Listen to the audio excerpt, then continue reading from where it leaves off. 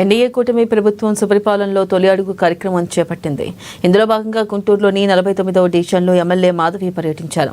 NDA కూటమి ప్రభుత్వ అభివృద్ధి సంక్షేమాన్ని వివరిస్తూ ఇంటింటికి ప్రచారం చేశారు.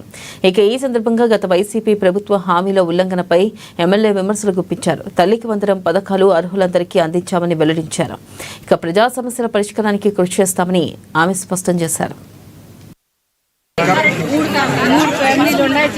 ఈరోజు ప్రభుత్వం వచ్చిన తర్వాత ఇది ఒక బాధ్యతగా మేము తీసుకున్నాము. ఇక్కడ మేము మాకు ఓట్లు వేయండి, మాకు ఓట్లు వేస్తే మాత్రమే మీకు బాగుంటుంది అని చెప్పి మనకి ఎలక్షన్ టైంలో మామూలుగా మనం జనరల్ ఎలక్షన్ టైంలో తప్ప కనపడం నాయకులు ఎవరు కూడా 4 సంవత్సరాల తర్వాత కనపడాలి. యాక్చువల్గా మన సంవత్సరానికి కనపడుతున్నాము అంటే మాకు కావాల్సిన ఓట్లు కాదు, సమస్యల తాలూకా పరిష్కారాలు మాకు కావాలి. మేము దాని మీద అహర్నిశలు కష్టపడుతున్నాము. ఆ గడప గడపకి ప్రోగ్రామ్కి, డోర్ టు డోర్ ప్రోగ్రామ్కి పోల్చుకుంటున్నారు అని అంటే ఇంతకంటే హాస్యాస్పదం లేదు.